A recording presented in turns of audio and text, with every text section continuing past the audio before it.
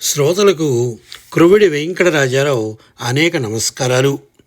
విఘ్నేశ్వరుని వైభవ లీలలలో భాగంగా ఈ వారం విఘ్నేశ్వరునికి ప్రమథ గణాధిపత్యం ఏ విధంగా లభించిందో తెలుసుకుందాం, వినండి. కుమారస్వామికి తన పెళ్లి ఆగిపోవడానికి కారణమైన విఘ్నేశ్వరుని మీద గుర్రుగా ఉంది. ఒకనాడు అతడు తల్లితో, వాజమ్మ కాక జేజమ్మ ఎలాగవుతాడమ్మా అన్నా, నలుగు ముద్ద తిండి ముద్దకే కానీ ఘనకార్యం చేయగలడా అన్నాడు ఎకసక్యంగా. వినాయకుడు గుడ్ల నీరు పెట్టుకుని, చూడమ్మా తమ్ముడు ఎంతలేసి మాటలు అంటున్నాడు అంటూ ఏడ్చినంత పని చేశాడు. పార్వతికి కూడా కోపం వచ్చింది. వినాయకుణ్ణి అక్కున చేర్చుకుని బుజ్జగిస్తూ, నాన్న నేను చేసిన బొమ్మవని వీళ్లకు అక్కసురా, తండ్రి చంపనే చంపేశాడు, తమ్ముడు ఇలాగా దెప్పుతున్నాడు, పోనీలే వాళ్ళ అజ్ఞానం వాళ్ళకే తల వంపు అంది. తమ్ముడు అజ్ఞాని అయితే అవుతాడు కానీ నాన్నకు అజ్ఞానం ఏమిటమ్మా నీ పిచ్చి కానీ అన్నాడు గణపతి ఆశ్చర్యంగా. పార్వతి ఏదో తలంచుకొని, నాకు కాదురా పిచ్చి, ఆ శంకర మహాదేవుడికే పిచ్చి ఎక్కి విష్ణుదేవుడి జగన్మోహిని అవతారం వెంటబడి నవ్వుల పాలవలేదా ఏమిటి అన్నది. ఆ తర్వాత ఏం జరిగిందమ్మా అన్నాడు గణపతి. ఏదో ఘోరమే జరిగింది. వాళ్ళిద్దరి మధ్య ఒక భైరవుడనే కారు చీకటి లాంటి భూతపిల్లడు పుట్టాట అంది తల్లి. భైరవుడు ఎక్కడుంటాడమ్మా, వాణ్ణి చూడాలని ఉంది అన్నాడు కొడుకు. ఎక్కడో ఉంటాడు, నల్లటి బట్టలు కడతాట, వాడి దగ్గరకు పొరపాటును కూడా వెళ్ళకు సుమి అంది పార్వతి. జడుసుకోవడం అంటే ఏమిటమ్మా, అది కూడా తెలుసుకోవద్దు అన్నాడు గణపతి. పెళ్ళాడితే తెలుస్తుంది అంది పార్వతి. అది సంగతి, భార్యారత్నాలు అంటే అంత భయంకరం అన్నమాట, అందుకే నేను పెళ్లి చేసుకోనమ్మా అన్నాడు గణేశుడు. కుమారస్వామి అందుకని, అదే నీ ఘనకార్యం, నేను ఇప్పుడే పోయి సూర్యుడిని చుట్టి వస్తాను అంటూ నెమలనెక్కి తుర్రుమన్నాడు. విఘ్నేశ్వరుడు తిన్నగా వెళ్ళి మేరు పర్వతం ఎక్కి చిట్ట చివరి శిఖరాగ్రం మీద కూర్చున్నాడు.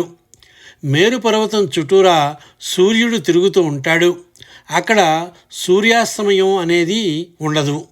కుమారస్వామి శ్రమపడి సూర్యుడి చుట్టూరా ప్రదక్షిణం చేసి వచ్చి అన్న మేరుపర్వతం ఎక్కి కూర్చున్నాడని తెలుసుకొని విచారంగా ముఖం వేల వేసి ఊరుకున్నాడు. ఏం కుమారా, అలా తల వేలాడు తీసుకున్నావు అని పార్వతి ఆశ్చర్యపోతూ అడిగింది. అమ్మా, నేను సూర్యుడి చుట్టూరా తిరిగితే అన్న సూర్యుడిని తన చుట్టూరా తిప్పుకుంటున్నాడమ్మా. నిజం చెప్పాలంటే అన్న చేసినదే ఘనకార్యం అన్నాడు కుమారస్వామి. కొద్ది రోజుల తర్వాత పార్వతి మళ్ళీ పెళ్లి ప్రస్తావన తెచ్చింది. అమ్మ, సౌందర్యంలో నీకు సమవుజ్జి అయిన సుందరి కనిపిస్తే పెళ్ళాడాలని ఉందమ్మా అన్నాడు విఘ్నేశ్వరుడు.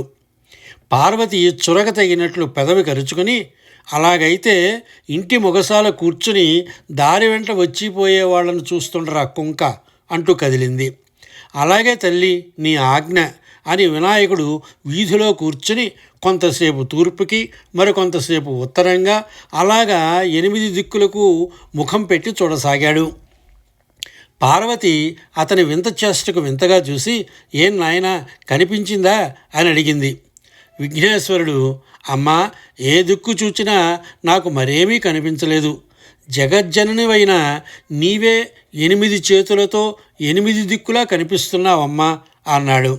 పార్వతి ఆనందంతో మైమరిచిపోయింది. నాయన విఘ్నరాజా, అందరు దేవుళ్ళు తూర్పు ముఖంగా ఉండి పూజలు అందుకోవాలని నియమం ఉంది, కానీ నీవు ఎటుముఖం పెట్టి ఉన్న ఆరాధనీయుడివే అని వరం ఇచ్చింది. అతని పెళ్లి మాటే మర్చిపోయి ముద్దుల కొడుకు మురిపంపు మాటలు శివుడితో 1కి 2 సార్లు చెప్పి ఆనందించింది. చివరకు పార్వతి పట్టుబట్టి పెళ్లి ప్రస్తావన తెచ్చింది.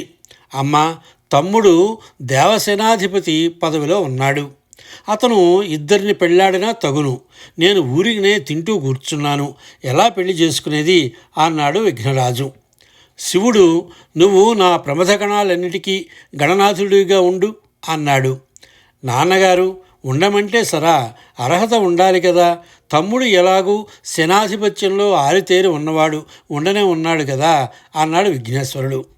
ప్రమథులు కుమారస్వామినే అభిమానించారు. శివుడు, లేదు, నా గణాలకు గణనాథుడిగా విఘ్నేశ్వరుడే ఉండాలి. కుమారస్వామికి దేవసనాధిపత్యం ఉండనే ఉంది. అదీకాక 2 పనులు చూసుకోవడం శ్రమ కూడా అన్నాడు. విఘ్నేశ్వరుడు, నాన్నగారు, ఏదైనా పరీక్ష పెట్టి నెగ్గిన వారికే గణనాయకత్వం ఇవ్వడం సమంజసంగా ఉంటుంది కదా అన్నాడు. దేవతలు ప్రమథులు కలిసి ఒక పందెం పెట్టారు.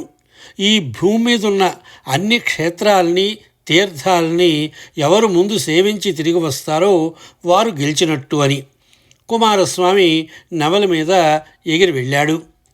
వినాయకుడు చక్కా చతికిలబడి కూర్చున్నాడు.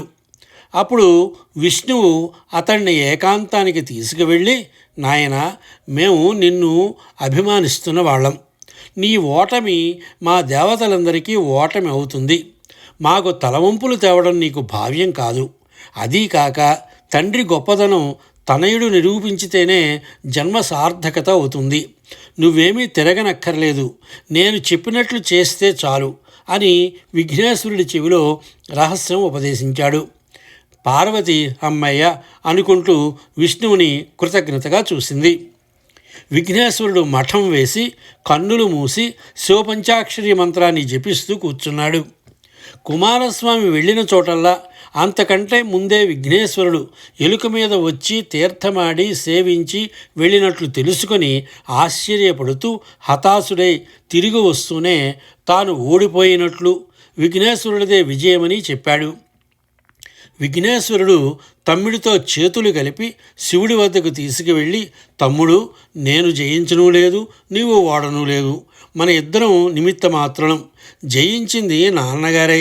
శివపంచాక్షరి మహిమ అలాంటిది. గెలిచినది శివనామం, గెలిపించింది విష్ణువు అని జరిగింది చెప్పాడు. విఘ్నేశ్వరుడు కుమారస్వామి చిరోపాదం పట్టుకుని తండ్రికి మొక్కారు. కుమారస్వామి అందరి మధ్య నిలబడి విఘ్నేశ్వరుడికి ప్రమథ గణాధిపత్య పట్టాభిషేకం సత్వరమే జరగాలి, శివుని ఆజ్ఞ అందరికీ శిరోధార్యం అని నొక్కి చెప్పాడు. దేవతలు సంతోషించారు. సిద్ధ సాధ్య యక్ష భూత గణాల వారంతా హర్షం ప్రకటించారు. ప్రమథగణ ప్రముఖులైన భృంగీశ్వర, శృంగీశ్వర, చండీశ్వర, నందీశ్వరులు మాత్రం వ్యతిరేకించారు. లోగడ పుత్రగణపతి రూపంలో వాళ్లకు విఘ్నేశ్వరుడు శృంగభంగం చేశాడు. ఆ అక్కసుతో వారు కుమారస్వామికి తన బలాలు అంటూ దేవగణసనాలు ఉన్నాయి, మేము శివుని నమ్మిన బంట్లుగా శివగణంగా మొదటి నుంచి పరిగణింపబడుతున్నాం, అటువంటప్పుడు విఘ్నేశ్వరుడు మాకు అధిపతి ఎలా అవుతాడు? గణపతి అనిపించుకోవడానికి కూడా అతనికి తనది అంటూ ఎలాంటి బలగమూ లేదు. గణాధిపత్య పట్టాభిషేకం దేనికి అని కుళ్ళు వెళ్ళబోసుకున్నారు. శివుడు కళ్ళెర చేశాడు. నా నిర్ణయాన్నే అధిక్షేపించగలంత గొప్పవారైపోయారా మీరు అని ప్రమథ నాయకుల్ని ఈసరించుకున్నాడు. విఘ్నేశ్వరుడు శాంతంగా, అవును అవును నిజమే, నా గణాలు ఎక్కడా, ఏవి లేవు కాబోలు అన్నట్లు పుత్రగణపతిగా ఉన్నట్లు నాకు కొంత బలగం ఉన్నట్లు అనుమానం, ఆ గణాలు ఎక్కడెక్కడా అని అరిచాడు. అప్పుడు కోటాను కోట్ల విఘ్నేశ్వరుడు లాంటి వారు దిక్కులు ఈనినట్లు పుట్టుకొచ్చి దిక్కులు పికటిల్లేలాగా జయజయధ్వానాలు చేస్తూ విఘ్నేశ్వరుడి బలాలుగా వచ్చి నిలుచున్నారు. వారందరికీ తలా 4 చేతులు ఉన్నాయి. 4 చేతుల్లో అనేక ఆయుధాలు, పరికరాలు, చిత్ర విచిత్ర వస్తుజాలము ఉన్నాయి. కొందరి చేతుల్లో గంటాలు, లేఖినులు, కుంచెలు, రంగులు ఉంటే మరికొందరి చేతుల్లో శూలాలు, విల్లమ్ములు, కత్తులు, గదలు ఉన్నాయి. కొందరు కొడవళ్ళు, సుత్తులు, కత్తులు, రంపాలు, ఉరులు, సేనాలు పట్టుకుని ఉన్నారు. మరికొందరు వీణలు, మృదంగాలు, వేణువులు, డప్పులు వాయిస్తున్నారు. మూలికలు, ఔషధాలు, పానీయాలు, నాగళ్ళు, రాట్నాలు, నవరత్నాభరణాలు, పూలమాలలు, పండ్లు, తినుబండారాలు మొదలైనవెన్నెన్నో పట్టుకుని ఉన్నారు. వారి మధ్య దేవుళ్ళు, దేవతలు, ప్రమదాది గణాల వాళ్ళు బియ్యం రాశిలో రాడల అక్కడక్కడ కనిపించారు. విఘ్నేశ్వర రూపులు కొందరు ఆకాశంలో ఎగురుతూ అంతరిక్షానికి దూసుకుపోతున్నారు. ఆ గణాధిప గణాల చేతుల్లో ఛత్ర చామరాలు, వీవనలు, వింజామరులు ఆడుతున్నాయి. ఆకాశంలో రెపరెపలాడుతున్న అరుణారుణ పథకాల్ని ఇంకా అనేక రంగురంగుల ధ్వజాల్ని పట్టుకుని ఉన్నారు. వారు రత్నభూషితమైన పెద్ద భద్రసింహాసనాన్ని తెచ్చారు. విఘ్నేశ్వరుణ్ణి దానిపై కూర్చుండబెట్టి ఛత్రచామరాలు పెట్టారు. శ్వేతఛత్రం ముత్యాల జారులతో ప్రకాశించింది. చిట్టెలుక సింహాసనం క్రింద చిందులు వేసింది. పార్వతి మరొకసారి మళ్ళీ మైమరిచి భద్రసింహాసనాసీనుడైన విఘ్నేశ్వరుడికి నమస్కరించబోయింది. అమ్మా అమ్మా, వద్దు, నీ ముద్దుల కుమారుణ్ణి అని విఘ్నేశ్వరుడు వారిస్తూ చేతులు ఊపేసరికి అంతా అదృశ్యమై విఘ్నేశ్వరుడు ఒక్కడు వినయంగా తల్లికి ప్రణమిల్లాడు. విఘ్నేశ్వర అన్న పిలుపు శంఖధ్వనిలా వినిపించింది. ఆ పిలిచింది విష్ణువు. విఘ్నేశ్వరుడు అటు చూడకుండానే నువ్వు చెప్పబోయేది నాకు తెలుసు అన్నాడు.